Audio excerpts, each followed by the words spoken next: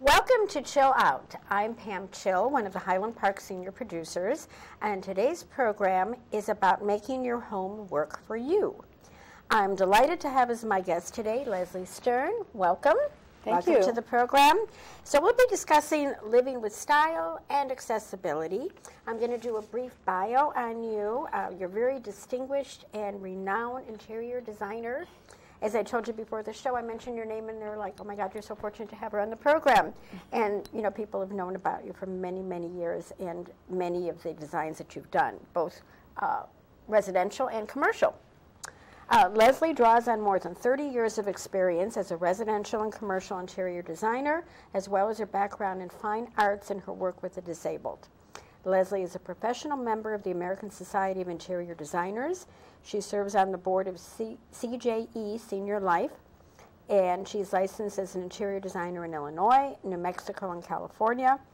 Leslie is a graduate of the Harrington College of Interior Design. You also received your bachelor's degree in fine arts from Drake University, a master's degree in arts from Northwestern University, specializing in the area of education of the hearing impaired.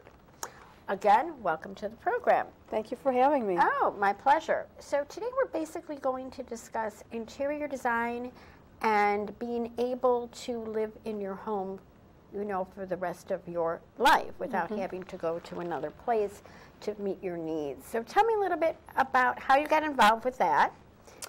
When I was in undergraduate school, I was trying to find a way to express myself. I was an art major, so I did independent study at a school in Iowa for children with special needs. I did it on a whim, and I became very interested. I studied under the art teacher there, and we all had all different types of population.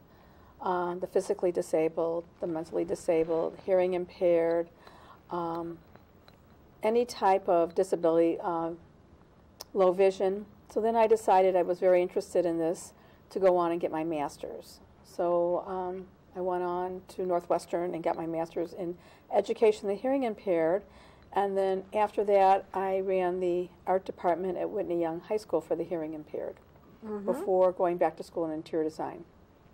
Okay, what do you encounter? What can prevent someone from living at home safely? When I'm sure you do an assessment, I'm sure. So. Yes, as you age, and now we're talking about seniors, for example, as we age, our senses start to change. We may have low vision, hearing impairment, other things happen with our senses, taste and smell. All these things can affect us as far as being able to live at home. If you can't see properly, you can't use the stairs properly. You can't see the difference between different levels. Going into a shower, many of us have done that in the past, where we close the shower curtain. And if there's no light in the shower, you can't see very well, and it becomes a dangerous place. Well, imagine now if you're 85 years old and you're doing this. First of all, our vision changes as we get older. We need 3 times more light as we grow older. So this would become even more difficult. We're not as mobile. But it may not just be a senior issue. It could be someone who develops MS in their 30s, or early onset Alzheimer's in their 50s, Parkinson's, or we have a car accident and have a spinal injury. All those things can affect us and affect us being able to live at home independently and safely. Okay, and where do you come in? So what is your role? I like to come in when there has been an alert that somebody's having an issue. Last year I got a call from a gentleman who was in a motorcycle accident, 50 years old, in Colorado. His motorcycle was totaled. He was wearing the full gear, but he developed a spinal injury. No longer could use his hands. So I was called in to redesign his home so he could live independently.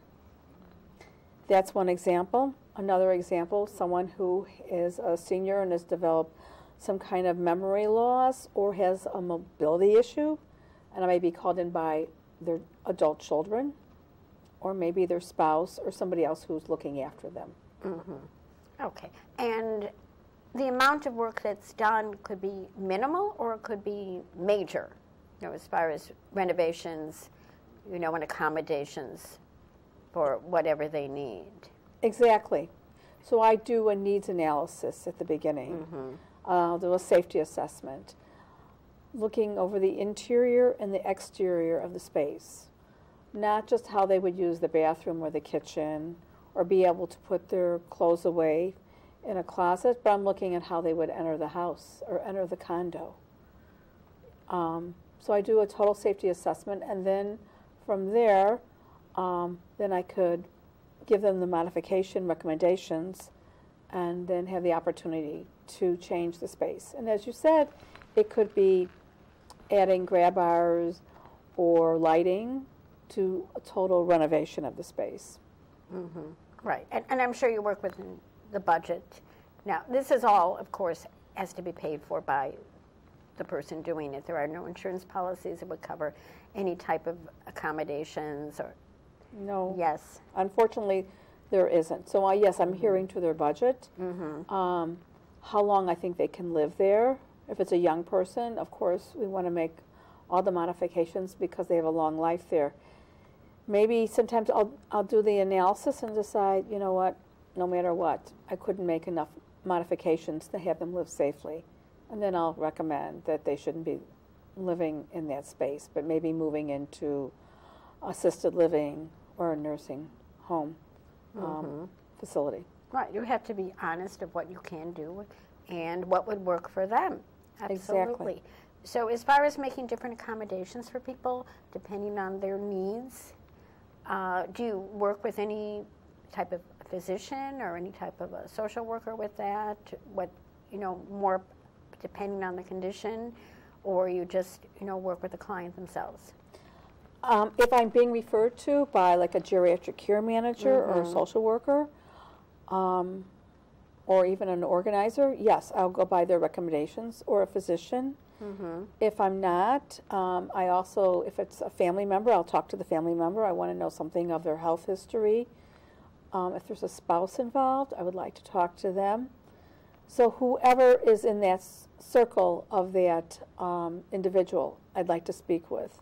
Sometimes I have very little information, and I just will have to speak to the individual myself and try to make the best recommendations as possible. Well, you probably talk to them at length of, how, definitely. How you do this and how you do your laundry and how you hang up your clothes and, little things that we all take for granted, become quite burdensome, and, you don't want to have, somebody coming in to do your everyday living activities, that need to be done. And even the kitchen, not having things too high, total accessibility. So do you have to redo the kitchen in that sense, or? No, not necessarily. Okay. So I try to role play with them. So say I'm doing a bathroom, I'll ask them to show me how they get into the shower. I want to see how easy it is for them to open the shower door. Maybe that shower door needs to be replaced. Maybe it just needs to be re-oiled. Is there a place for them to sit when they go into the shower? Are there grab bars for them to hold on to? How would they manipulate the controls, if they can? Are they stepping over a threshold that maybe shouldn't be there because they don't have the mobility issues? Maybe they have a spinal cord injury and they cannot navigate that way. So there's all different questions I have for them. I ask them to show me. If they are, for talking about the closets, I ask to show them how they reach. If you reach too high or you reach too low, you can throw yourself off balance. So I'm thinking of that. I go into the kitchen. Maybe they shouldn't be cooking anymore. So I don't want to make changes where they would be using the stove. Maybe they are. Maybe they are able to. I want to make sure there's landing space next to a refrigerator or next to a cooktop.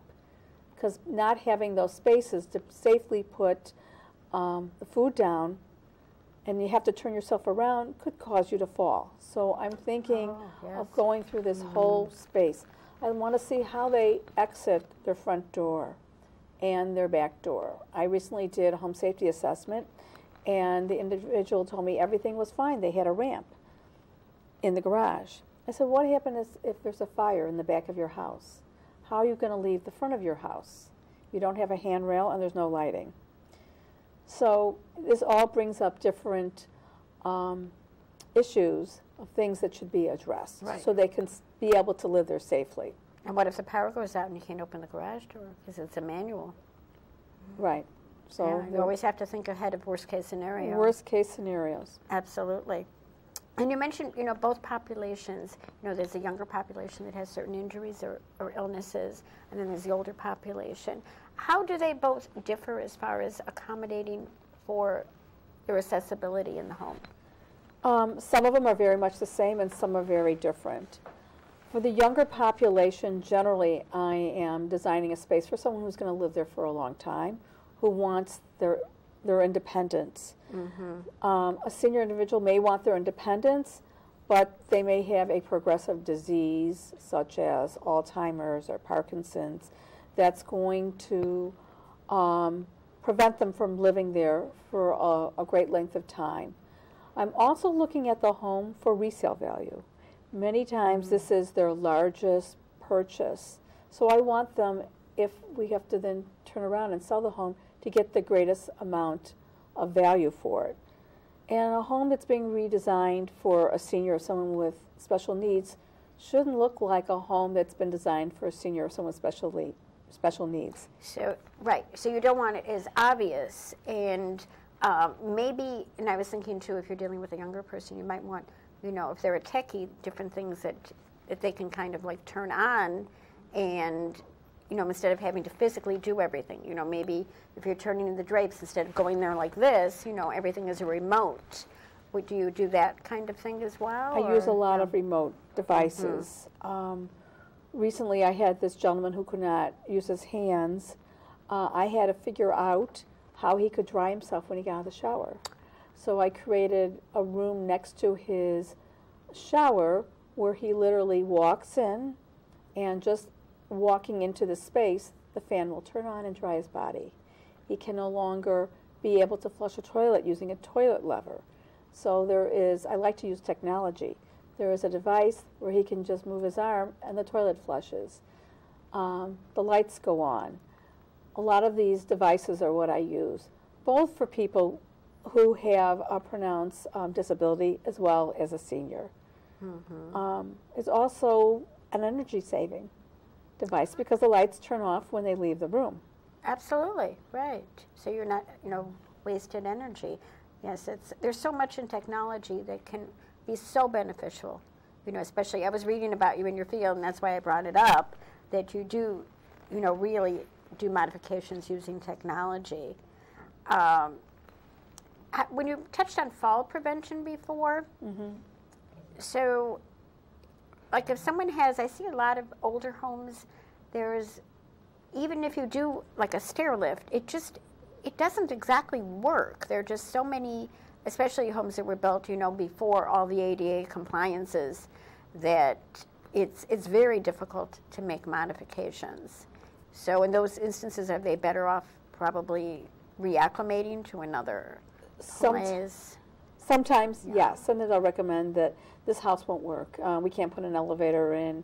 You can't use an electric chair to go up the stairs. Sometimes it doesn't work. Because they're not wide enough. They're not wide enough. Or you cannot make the space so they can live on the first floor. A number of years ago, I had a gentleman who developed Alzheimer's. His wife was 25 years younger. She said to me, I don't want him moving into a senior home. I didn't marry him to have to live in a senior home with him. I want to live in our home. So I took the first floor bathroom, which did not exist. There was just a family room. And I said, let's create a bathroom for him that opens into the garage. So this way he has all his living space on the first floor as his disease progresses. And then, as it did, he was able to live on the first floor, and the rest of the family room became his bedroom with a caregiver. And this way, he and his wife could still live under the same roof together as a couple. So I'm always looking for the better experience for them. Oh, that's nice. Yes, I mean, you kept the marriage together and everybody was happy, right? And you know what, you want to keep them together. I mean, even though she can with him in some type of an independent living, because she wouldn't qualify for assisted, would have to be independent with a caregiver, but that's not the lifestyle that she would want at her age. So, you know, it's really kind of putting the two in a better place. In a better place together, and this home could still be resold at some point to a young family with children, because it would have all these universal design aspects to it. And that's so important, right, when you make the modifications. Now, have you ever encountered that anybody's selling the home and then the new people go, I don't want that? Can you put it back to the way that it is? Yes, I've taken out the electrical chair that goes up the stairs. I've taken out the grab bars and put in towel bars. But really, if you think about it, those grab bars are great towel bar holders. Oh, no, they are. And if kids are going to pull on them at 5 or 6, they're not going to come out of the wall. So, yes, I have put it back. But then you have rounded edges, which are great for anybody, for a 2-year-old or to an 82-year-old. Right. You have better lighting. Absolutely. And a quiet fan, which is great even if you're not hearing impaired, because you don't have that loud fan when you turn on the light for in the shower. So we can use a lot of those safety features. I do recommend, though, with seniors to remove the area rugs, and if they're a beautiful oriental, maybe we can hang them on the wall. What kind of flooring do you recommend? So something that's good for the spine, such as hardwood floors, bamboo floors, or vinyl. Ceramic tile and stone are very difficult for anybody to be able to stand on with our spines. We get tired easily. We may not realize it, but you do get more tired physically standing on a hard surface rather than one that gives. And if you drop a glass, it's not going to break that piece of tile, which is much more expensive to replace. You might get a little gouge in your hardwood floor that can then be replaced easily instead of replacing that whole stone floor. What about being slippery? Slippery, that's a very good idea to bring up. Yes, many of the highly polished stones can be very slippery. I don't recommend a shiny marble in a bathroom when you're getting out of the hot shower or a hot bath. There's a lot of porcelains, or there's even nice stone that have textures and make it easier. Or getting stones cut up in smaller pieces that give you more traction. And being able to put in a drain, a vertical drain, that's the same level as a stone, so you're not stepping over a threshold. So, and these things all look really nice, whether you're 20 or 80. They're very desirable. According to most of the things I read, that most accidents in the home happen either getting into the house, the entryway, and in the bathroom. And of course, the entryway could be rainy, or they don't have the proper rug, or they've fallen over the rug, or they're rushing to go to the bathroom, and you know, there are different. You have to really look at everything and assess what poses a danger to them. Exactly. The bathroom is the most dangerous room in the house because there's water, there's usually a lack of lighting, and there's many different functions going on. And you're correct about getting in and out of a house. So you have to think about the flooring materials or the thresholds and how they're getting in and out. And if there's support with grab bars or railings that will give them an easier way of getting in and out of the house. Also the hardware. Is the hardware a handle, or does it have a U shape, which is what we use for people who have maybe some type of harder time with disability with their hands, being able to grab onto it. Then a slippery knob. Just think about when you take a shower, and if you have a slippery knob and your hands are full of soap, it's much harder to be able to grip onto it.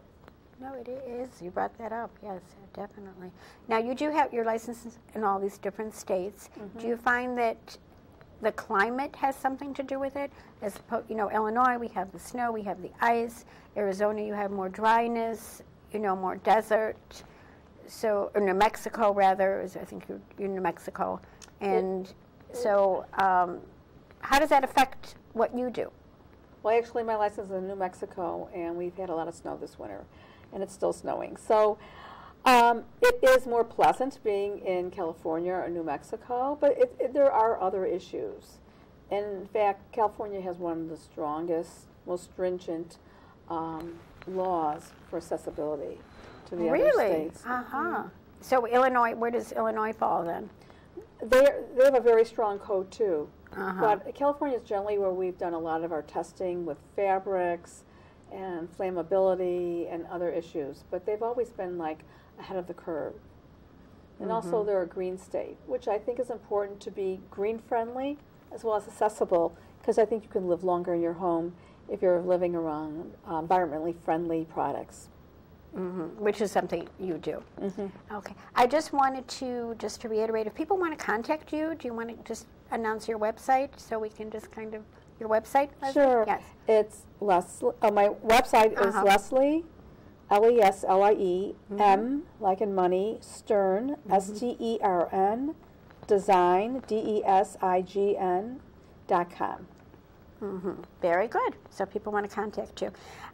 We're talking about acoustic lighting and hardware and also appliances and window treatment. So let's just touch a little bit on all the gadgets, and if they're going to be doing new appliances, what would they be getting? New appliances? You're looking for something that's safer. I like make sure the controls are in the front of an appliance, such as a cooktop or an oven, so someone isn't reaching across a burner to turn on or off the burners, because that can become dangerous. Something that's lit up. Sometimes the new dishwashers, you have to open the door to see the controls. I like to see everything laid out in front.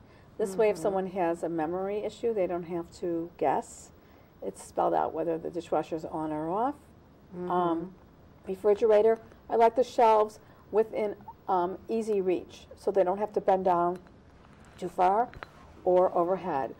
I worry about microwave ovens, because many times they're installed high. And if you're reaching high to take out a hot casserole, it can be very dangerous. So I like appliances within our reach range. Yeah, I don't know why they do that. I have the same problem because I'm, short in stature, and you're sitting there with a hot plate and trying to maneuver it and going on your tippy toes. It's not a good case ending. No, it's not a good case ending. We can put microwaves in drawers. It might be a little more expensive, but I've done that. As far as window treatments, I like the automated, but I like to think about if someone has low vision, we want to prevent glare. So sometimes having some type of a blind that's adjustable that you can prevent that, or a shutter, is very helpful. Because glare can become very disconcerting for someone. It can cause them to become confused, just like a shiny surface on a highly polished marble floor. So, interesting. Yeah, there's so many things to go into. And I wanted to discuss a little bit about emergencies in the home, to get out of the home safely, and what do you do? I mean, if I have somebody who's hearing impaired, I want to make sure there's a vibration or flickering light, so they are made aware that there is an alarm going on, because they're not necessarily going to hear it. Also, if someone has a hearing impairment, or as they age, they start to be able to lose the hearing in those high-frequency areas where you can't hear emergency. So they're not going to hear the smoke detectors, obviously. No, they're not going to. And also, your sense of smell diminishes as you grow older. So having a flashing light or a vibration is very important. So then they're alerted for smoke, gas, or fire. Okay, and you make sure that everything is compliant, and you do everything with up to date, and change your batteries every 6 months, like you change your clocks. Right. So what is the initial process? So somebody would contact someone like you, and they would say, do the assessment. and you would come up with different ideas in interior design, and if they want it very high tech, how do you do that as well? Do you work with other people then? I do. Recently I did a home for a woman who had diabetes in her 60s, and I put in a technology control outside the shower, so she could turn on the water before she even entered the shower. This way she doesn't have to stand there and fiddle with the controls, and if they're hot or cold, it could cause her to lose her balance. The water is turned on from the outside with a technology control. She goes in and sits down. She picks up the handheld. She washes herself. She puts it back, and then she's able to get out of the shower and just hit a button and turn off the water. And that way she doesn't have to worry about falling, and the water is all aimed towards her body. It's not going to be slippery on the floor. So I try to use a lot of technology if possible, and it's not necessarily more expensive. You can also use that for raising or lowering your window treatments too. And just think about how many times we would go to stand on a step stool or a chair to try and lower our window treatments. Mm-hmm. It's still probably somebody needs to come into the home and, change light bulbs and just do, maintenance work. Oh, yes. That needs to be done, periodically to do that. That's but right. There's so much with technology as far as, really doing things by remote. By remote, and they're easy. They're right at your hand. Whether you're in a wheelchair or a walker or you're able-bodied, it's very easy to just turn them on and off. Mm-hmm. And it isn't necessarily more money if it's thought through. So that's why I like to do a safety assessment ahead of time, and then I plan it out, thinking of the person's budget and what is the emergency, how soon they need this to be done. Because I don't want someone living in an unsafe space for any length of time. And most of the time, can they live in the home while Yes. things are being done? Yes, many times we can live in the home. If we're working on a bathroom, they only have one bathroom, that does become a problem, but otherwise, yes. Mm-hmm. Mm-hmm. Okay. And if you had to say one thing that people should do to make your home a little bit more accessible, if you find that you're having problems, what would that be? It's hard to say one. One would be the flooring, definitely the flooring. You're not for carpeting, are you? I really don't like carpeting. I know it's really wonderful, and it's very soft on our feet when in the bedroom, but there's a lot of tripping involved when you're going from one material to another, where there's a threshold involved. So I do prefer not to have carpeting, and lighting is so important. Many times the spaces are not lit so you can see going down the stairs. There's not a three-way light, so when you're turning on the light, it's also lighting the basement as well as where you are, at the top of the stairs. Mm-hmm. So I'd say lighting and flooring are probably the two most important. Oh, that's good to know. Very good to know. And have you done any of these revisions in your home?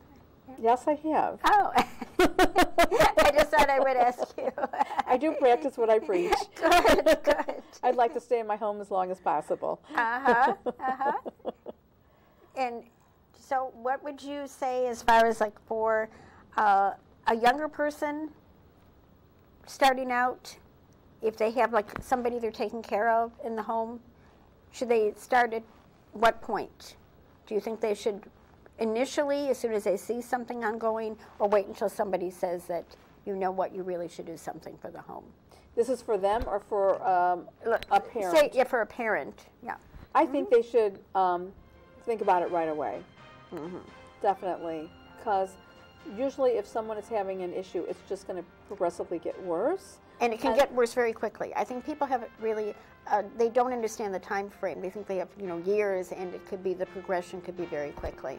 Well, thank you so much, Leslie Stern, for appearing on the program and giving us just an insight into what you have to do to be able to work for